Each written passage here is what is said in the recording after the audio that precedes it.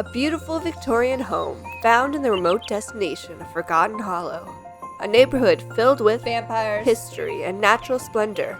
This unique build can be your family's dream home for years to come. With 3 bedrooms and 3 baths, this home is perfect for your growing family. Come find us on the gallery and download your next chapter of life today. What's up, bitch? Today we're doing part 2 of the Victorian speed build where we're trying to one-up ourselves from this monstrosity and prove that we can actually build. Oh, Coraline, what are you doing here? If you don't already know, we are building in the world of Forgotten Hollow on the lot Garliculature Place. Okay, when we last left off, I did the front and the side of the house, basing it off an AI image. Ignore the fact that it looks nothing like the picture, and you would not believe it, while off camera, I actually fixed the roof. I said only geniuses would be able to figure out this roof, and I guess I'm a genius or something. And you can actually see into the 3rd story now, which some people might say is the bare minimum, but I call it an improvement. Okay, let's get building. I'm going to start working on the right side and use my room tool to make a pop out, and then I'm going to go inside the house and click and hold the arrow on the wall, pulling it to the outside. This automatically brings the wallpaper and the frieze to the new room that we made. Then I'm going to copy the columns from the downstairs and put them on either side. In build mode, there's a drop down menu on the right side that you can sort objects with. Here I'm sorting them by packing, looking at the realm of magic windows, but you can also sort by color or style. I'm also alt placing this window using move objects and holding alt down. Now I'm using a wall decor from Eco Lifestyle, and I'm putting this on either side of the window because it looked a little boring over here. Now I have to add a roof piece for this part I jutted out. I'm going to extend the room on the 3rd floor like I did the others, so I can add more square footage to the house and have enough room to put a window here. Now I'm going to copy a roof piece, preferably not the diagonal one, and I'm going to turn it while holding it using the period and the comma buttons, and hold shift while I place it so I can place multiple of them. Then I'm going to copy the top roof piece. This is helpful because it has all the same trim, the same shingles, and most of all the same pitch. The roof options are really what's going to limit me on this 3rd floor, as you can see it already happening here. I end up having to shrink the room so this roof piece will come in line with the other roof pieces, and I hold alt while adjusting the pitch so it's exactly right. I drag the side roof piece over as well, and then I use the eyedropper to copy the wallpaper and put it on the room. The camera does this weird thing where it jumps around, especially when you're working on upper levels or the roofs. I have to pull back this 3rd floor room because it's hanging over the frieze a little bit, and since I shrink that room on the side, I also have to shrink the room underneath it as well. When looking through the spellcaster windows, I find this big circular one that I think will work for this big room in the attic, and it also comes with an intricate design that I think will look good. Then I decide to change the other attic windows to the smaller circular one. That way light can actually shine through the windows like I wanted it to in the beginning. Going back to this side of the house, I need to find something to do with this wall that I created. So I bring the wallpaper from the front and I put it around. Then I find these scroll work corbel that I've been wanting to use somewhere. They're not really holding anything up, so I get creative and I look through these wall ornaments and find this curtain mount that I size up using the bracket keys and alt place to match up with the corbels. For now, I'm just placing some Realm of Magic windows down and alt placing them. Next, I'm going through and I'm looking for the get to work windows. I'm looking for the big rounded one, and I'm going to put 2 on this 1st floor. I talked about the get to work windows last episode when I compared it to this front window that I custom made. I like my custom made one a little bit better. It's very similar to the other one, but the get to work one looks a little boring. Back on the side, I get the Snowy Escape shutters and use them as, shutters on each side of these get to work windows, and then I make sure they're all centered. I decided to put an awning over both of them, and you can guess which one I choose. I also alt place those, and then I move the column to the middle so it's not clipping. I don't really care if these awnings are coming past the roof of the porch. Over here started to look a little too boring, so I decided to change the wallpaper of this little area to the Get Famous shingles. I was going to decorate this entire house Christmassy and do the inside and make a whole episode on it, but I've definitely been lacking. So I'm just going to use a build I previously had and do all of the cozy celebration event in one go and do all the cheats for it, hopefully before it ends. On the 3rd floor, I have to move the chimney to put this room in the back. This room is also going to be determined on the roofing. I actually have a lot of trouble with it, so get ready. I copy over a roof piece and I extend it as far as it can go to match up with the roof piece behind it. It actually ends up being a very small area that I can work with, but that's okay because I'll just extend the downstairs floors more. I copy over that roof piece to the other side, and then I first try to change the pitch of the roof to match up, and then I just decide to go work on the downstairs floor. I want this one to have a bit of an overhang and follow all the way downstairs so that it cuts off this roof piece that is coming around the side. That way I don't have to figure out how that roof piece is going to work at all. I can just ignore it. I basically extend this room to the edge of the lot, and then I decide I'm going to make this kind of tower all the same wallpaper from the Snowy Escape pack that I've been using on the rest of the house. This is where I realize I haven't done the side roofs at all, so I just replaced that top one that I changed the pitch of with one that has the correct pitch. And I take over the side roofs and line them up, and then I realize that I need to shrink this top room so that the roofs will match. But that's okay because putting these side roofs in means that I can still keep as much space on the bottom floors as I need to, even extend it past where I originally had placed it.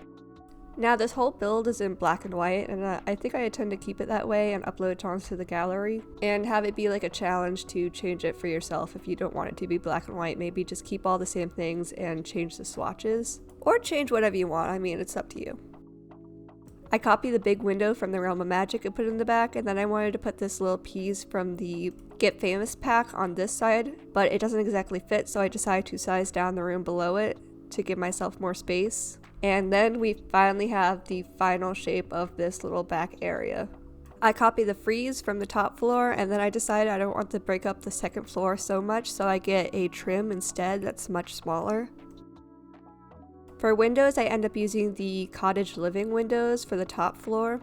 It has this lattice pattern over it that I think looks good with the dark wallpaper. And then I find these other windows from the Snowy Escape pack that I think are very intricate and I want to put somewhere, so I decide to replace these Realm of Magic windows that I was talking about earlier. They end up sitting a bit low, but I like the look of them anyways. For the back windows, I end up using a base game window and just putting 2 of them there. Then the chimneys aren't exactly the right color, so I end up getting rid of them all and then redoing the chimneys with a cottage living chimney. They look a bit goofy, but I don't care. I copy the eco lifestyle siding and put it over here as well, just so it looks a little more intentional. Then I end up making a balcony that goes inside the house rather than jutting out. I copy over the fencing from the Vampires pack and put it there, and throw that basic white siding on. Then I get distracted because the roof looks a little boring, so I find this cottage living roof piece and throw it in, even though it looks a bit odd, I don't care. I start doing the door, which is a cottage living door, and then I use some Snowy Escape windows that kind of match it on either side. I go in with that Desert Luxe curtain, whatever, and I think it was free at one point. I think they just randomly make one-time offers for free packs that don't do well. It's like some weird apology or something. Then I realized fences and roof pieces are sworn enemies and they just don't work together, and it was clipping, so I have to rearrange the roof piece. And then my fence disappears because it's against the roof piece, even though it's not intersecting with it, but whatever. I put a half wall instead. I just put a dark trim on it, and then I copy the shingle wallpaper from the Get Famous pack so it blends in with the roof. Then I throw a vampire spandrel down on this balcony, and I put more of that Desert Luxe curtain, whatever it's called, and use it as a windowsill on the bottom. For the downstairs, I find these Snowy Escape windows. I put 3 of them down, and then I get that eco lifestyle horizontal whatevers and put them on either side. Then I change the wallpaper behind the windows to be that Snowy Escape dark wallpaper. I put some Snowy Escape columns on either side to kind of put a border, and then I pop one on the corner of the eco lifestyle thing that doesn't match up, whatever it's called.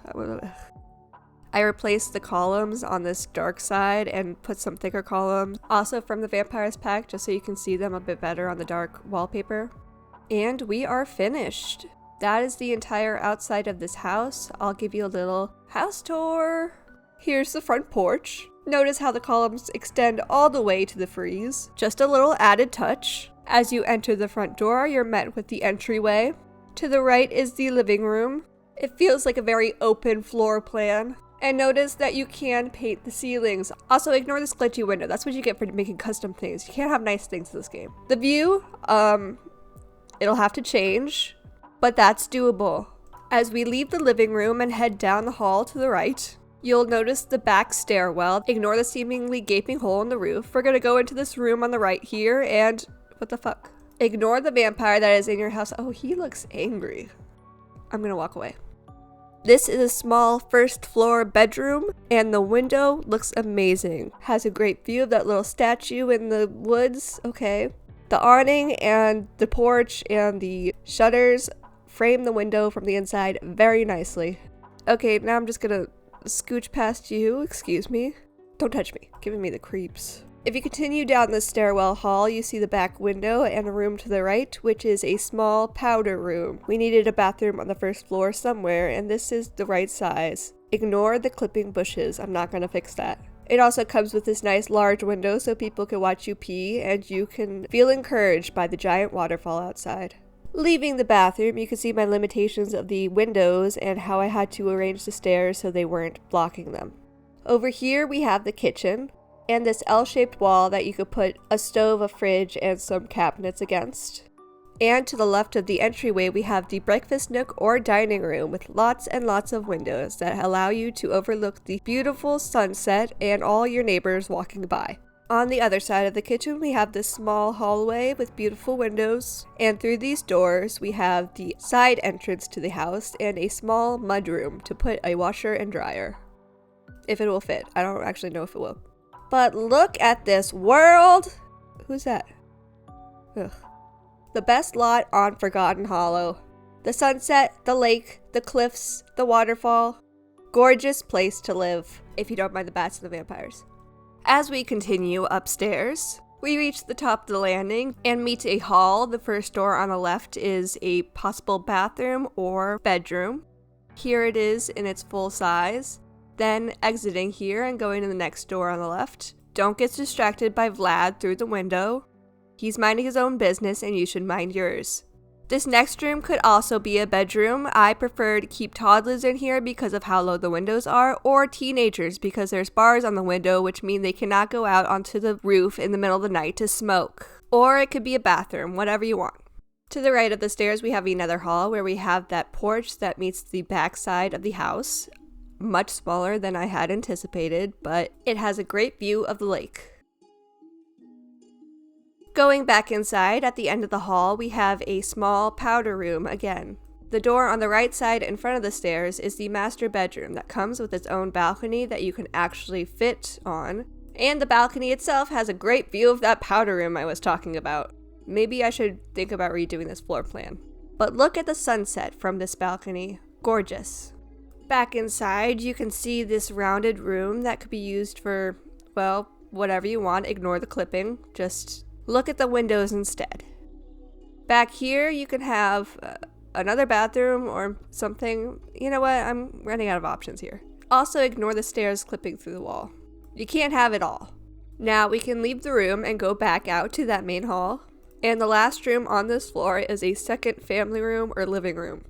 Ignore the column that is glitching through the wall. I don't know how to fix it. It's a rounded room issue. But I'm proud to say all the windows in this room are from the same pack, which is more than you can ask for when it comes to this build. Now, if you go up the stairs, you'll reach the third floor, which is unfinished, let's call it. I don't know what you want to do with this room, but that's your job to figure out, not mine. And don't mind these very narrow hallways that lead to a single window. I'm not going to figure out what to do with them, so once again, it's up to you. Now that my neighbors have started mowing outside in December, it's time to finish this video. If you want to fix the downstairs, you can go ahead and maybe close off this hallway so that that little bathroom could just be part of the bedroom. That way you're not such a creep when you're out on the porch, but do what you will. And it's only taken me a month to upload, but here it is, the final Victorian house. It's on the gallery. I will link it down below. It's currently sitting at 18 downloads, which is a crime, so please go download it. It's not that bad, you guys. Now it's time for me to rush through that cozy celebration event and get a video out before it ends so that you can get all the prizes as well. I will see you whenever I finish that. Goodbye. Ooh, ah.